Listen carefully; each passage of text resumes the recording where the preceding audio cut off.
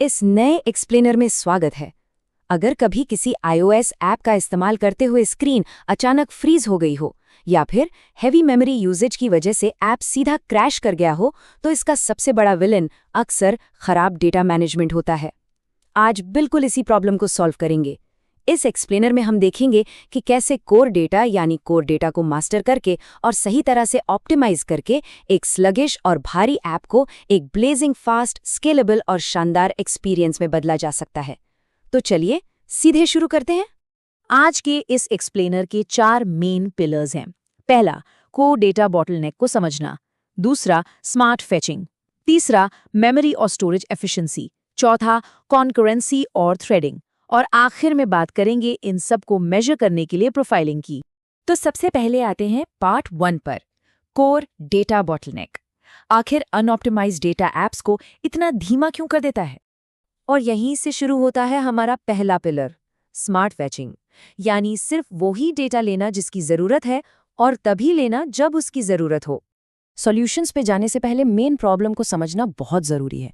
देखिए, जब core data के साथ बिना सोचे समझे क्वेरीज फायर की जाती हैं, तो यूज़र इंटरफेस पूरी तरह अटक सकता है। सिस्टम एक ही बार में बहुत सारा डेटा प्रोसेस करने के चक्कर में क्रैश हो सकता है।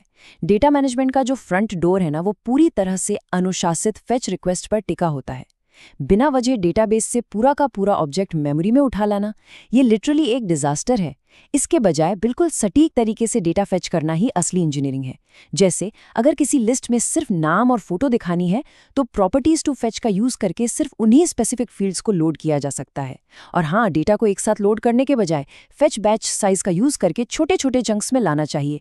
ये सिंपल अप्रोच मेमोरी को बचाती है और ऐप को एकदम स्मूथ रखती है। इसी से जुड़ा एक बहुत ही ब्रिलियंट कॉन्सेप्ट है फॉल्टिंग। इसे हम कोर डेटा का लेजी लोडिंग मैकेनिज्म भी कह सकते हैं। ये मेक श्योर करता है कि जब तक किसी डेटा की एग्जैक्टली ज़रूरत न पड़े, तब तक उसे डेटाबेस से मेमोरी में फेच ना किया जाए। बस रिटर्न्स ऑब्जेक्ट्स एज फॉल्स को ट्रू रखना होता है। इससे ऐप एक स्मार्ट शॉपर की तरह बिहेव करती है। सोचिए, कोई सुपरमार्केट में पूरी दुकान थोड़ी खरीद लेता है। वो शेल्फ से सिर्फ वही उठाता है जो उसे अभी चाहिए। बिल्कुल वही काम फॉल्टिंग करता है, जिससे डेटा प्रोसेसिंग एकदम लाइट और फास्ट हो जाती है। अब कई बार क्या होता है कि डेटाबेस हिट्स को कम करने के लिए एक ऑब्जेक्ट के साथ साथ उससे जुड़े दूसरे ऑब्जेक्ट्स भी चाहिए होते हैं, जैसे किसी कस्टमर का डेटा और साथ में उसके ऑर्डर्स। अगर इसे स्मार्टली प्रीफेच ना किया जाए, तो एक बहुत ही नोटोरियस प्रॉब्लम खड़ी हो जाती है, जिसे N+1 प्रॉब्लम कहते हैं, जहां डेटाबेस को बार बार हिट लगती है। इसे सॉल्व करने के लिए रिलेशनशिप की पाथ्स फॉर प्रीफेचिंग का यूज किया जा सकता है। ये कोड डेटा को पहले ही बता देता है कि हमें ये रिलेटेड डेटा भी साथ में ही चाहिए। ऐसा करने से कई सारी गैर जरूरी डेटाबेस रिक्वेस्ट्स एलिमिनेट हो जाती हैं और परफॉर्मेंस में भारी सुधार होता है। स्मार्ट फेचिंग का एक और बहुत क्रूशियल हिस्सा है इंडेक्सिंग। जो डेटा डेटाबेस में बार बार सर्च किया जाता है, उसे .xc data model D file में इंडेक्स्ड मार्क कर देना चाहिए। ये एक छोटा सा टिक मार्क डेटाबेस क्वेरीज की स्पीड को रॉकेट की तरह बढ़ा देता है। हालांकि यहाँ एक छोटा सा ट्रेड ऑफ भी है। इससे डेटा सेव करते वक्त थोड़ा सा राइट ओवरहेड बढ़ जाता है। इसलिए इंडेक्सिंग का यूज बहुत सोच समझकर और सिर्फ उन्हीं एट्रीब्यूट्स पर करना चाहिए जो लिटरली सबसे ज्यादा क्वेरी होते हैं। अब आते हैं हमारे दूसरे पिलर पर, मेमोरी और स्टोरेज एफिशिएंसी। यानी ऐप के साइज और फुटप्रिंट को एकदम स्लिम और ट्रिम कैसे रखा जाए। इस हिस्से को हम ऐप का वेयरहाउस या गोदाम कह सकते हैं। जब बल्क में डेटा प्रोसेस हो रहा हो, तो मेमोरी ब्लोट होना बहुत कॉमन है, पर इसे स्ट्रिक्टली रोकना पड़ेगा। इसके लिए टॉप टियर गार्बेज कलेक्शन रणनीतियां काम आती हैं। जैसे भारी लूप्स को ऑटो रिलीज पूल में रैप करना एक एब्सोल्यूट गेम चेंजर है, जो हर इटरेशन के बाद इमीडिएटली मेमोरी को फ्री कर देता है। इसके अलावा जब किसी बड़े बैच का काम खत्म हो जाए, तो context.reset कॉल करने से सारे अनवांटेड और पुराने ऑब्जेक्ट्स एक ही झटके में क्लियर हो जाते हैं और मेमोरी बिल्कुल फ्रेश हो जाती है। मेमोरी के बाद आती है स्टोरेज की बारी। देखिए, हर एक डिटेल को डेटाबेस में सेव करना बिल्कुल भी जरूरी नहीं है। यहाँ पर ट्रांजिएंट प्रॉपर्टीज असली हीरो बनकर आती हैं। एग्जाम्पल के लिए, अगर डेटाबेस में फर्स्ट नेम और लास्ट नेम पहले से सेव्ड है, तो फुल नेम को अलग से डिस्क पर सेव करने का क्या ही लॉजिक है। इसे as a transient property set करके ऑन द फ्लाई कैलकुलेट किया जा सकता है। ये टेक्निक स्टोरेज स्पेस भी बचाती है और प्रिडिक्टेबल डेटा को बिना वजह डिस्क पर लिखने से रोकती है। और हाँ, डिस्क आईओ ओवरहेड यानी बार बार स्टोरेज में रीड या राइट करना परफॉर्मेंस के लिए लिटरली जहर हो सकता है। सबसे क्रिटिकल रूल ये है कि बार बार सेव कॉल करने से हर हाल में बचना चाहिए। थोड़े थोड़े चेंजेस पर सेव करने के बजाय उन्हें एक बैच में इकट्ठा करके एक ही बार सेव करना बेस्ट प्रैक्टिस है। अगर हजारों ऑब्जेक्ट्स को एक साथ अपडेट या डिलीट करना हो तो उन्हें मेमोरी में लोड करने की गलती कभी नहीं करनी चाहिए। सीधे NS बैच अपडेट रिक्वेस्ट और NS बैच डिलीट रिक्वेस्ट का यूज करना चाहिए।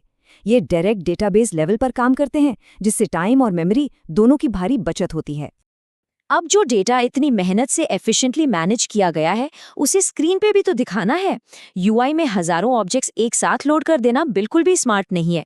इसलिए अपने फ्रेमवर्क के हिसाब से सही लाइटवेट यूआई ऑब्जेक्ट्स का यूज करना पड़ेगा। अगर यूके-किट यूज हो रहा है तो NS fetch results controller best choice है, और अगर स्विफ्ट यूआई है तो ऐड फेच रिक्वेस्ट का यूज करना चाहिए। ये दोनों टूल्स बेसिकली जादू की तरह काम करते हैं। ये बिना एक्सेसिव मेमोरी कंज्यूम किए उतना ही डेटा लाते हैं जितनी स्क्रीन को जरूरत है, और डेटाबेस चेंजेस को ऑटोमेटिकली यूआई तक सिंक कर देते हैं। चलिए अब बढ़ते हैं तीसरे पिलर की तरफ, कॉन्करेंसी, यानी बैकग्राउंड ऑपरेशंस को आगे बढ़ाना और मेन थ्रेड को बिल्कुल फ्री रखना। कॉन्करेंसी को किसी भी डेटा मैनेजमेंट का लॉजिस्टिक्स डिपार्टमेंट मानना चाहिए। इसका मेन काम ये इंश्योर करना है कि हैवी डेटा प्रोसेसिंग बैकग्राउंड में परफेक्टली चलती रहे और यूजर इंटरफेस कभी भी 1 सेकंड के लिए भी फ्रीज या स्टटर ना करे। पर यहाँ एक बहुत ही सीरियस सवाल सामने आता है, कोर डेटा में कॉन्करेंसी को सेफली कैसे हैंडल किया जाए, क्योंकि कोर डेटा में थ्रेड्स के साथ छोटी सी भी केयरलेस मिस्टेक सीधा एक मैसिव क्रैश को इनवाइट करती है। यहाँ कोई शॉर्टकट काम नहीं आते, बल्कि कुछ बहुत ही स्ट्रिक्ट रूल्स फॉलो करने ही पड़ते हैं। कोर डेटा कॉन्करेंसी के वो सख्त नियम ये रहे। पहला और सबसे इंपॉर्टेंट नियम, मेन कॉन्टेक्स्ट सिर्फ और सिर्फ यूआई के लिए है। डेटा की कोई भी हैवी लिफ्टिंग बैकग्राउंड कॉन्टेक्स्ट में ही होगी। दूसरा, बैकग्राउंड का कोई भी असिंक काम हमेशा context.perform या perform बैकग्राउंड टास्क के अंदर ही रैप होना चाहिए। लेकिन यहाँ जो रूल सबसे ज्यादा क्रूशियल है वो है रूल नंबर 3। 2 अलग अलग थ्रेड्स के बीच पूरा ऑब्जेक्ट सीधे पास करना एक बहुत बड़ी रेड फ्लैग है। हमेशा बिना किसी एक्सेप्शन के सिर्फ NS मैनेज्ड ऑब्जेक्ट आईडी को पास करना चाहिए और दूसरे थ्रेड पर उस आईडी का यूज करके ऑब्जेक्ट्स को दोबारा फेच करना चाहिए।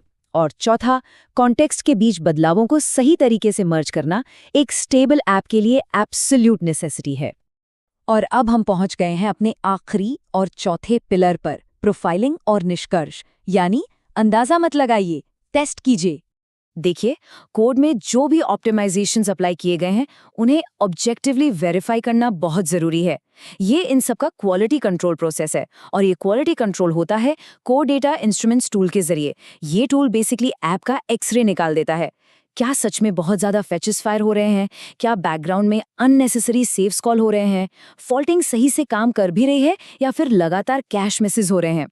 इंस्ट्रूमेंट्स टूल से केयरफुली डेटा मॉनिटर करके ही रियल बॉटलनेक्स को पिन पॉइंट किया जा सकता है। तो इस पूरे एक्सप्लेनर का एक फाइनल और की टेक अवे क्या निकलता है? एक हाईली स्केलेबल और हाई परफॉर्मेंस ऐप बनाने का फॉर्मूला इन्हीं 3 फाउंडेशन पे टिका है। पहला, स्मार्ट फेचिंग, यानी बिल्कुल पिन पॉइंट एक्यूरेसी से डेटा लाना।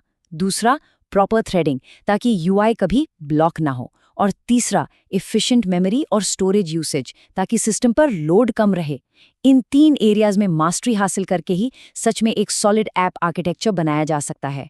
इस एक्सप्लेनर को खत्म करने से पहले एक बड़ा ही प्रोवोकेटिव सवाल छोड़कर जा रहा हूँ। जो भी ऑप्टिमाइजेशंस अभी लगाए जा रहे हैं, क्या वो इंस्ट्रूमेंट्स के जरिए प्रॉपरली मेजर किए गए रियल डेटा पर बेस्ड हैं, या फिर बस एक अंदाजे पर चल रहे हैं कि शायद इससे ऐप फास्ट हो जाएगी? असली परफॉर्मेंस इंजीनियरिंग में अजम्पशंस की कोई जगह नहीं होती, वहाँ सिर्फ मेट्रिक्स बात करते हैं। इस सेशन में साथ जुड़ने के लिए बहुत बहुत शुक्रिया। उम्मीद है ये एक्सप्लेनर आगे की डेवलपमेंट में बहुत काम आएगा।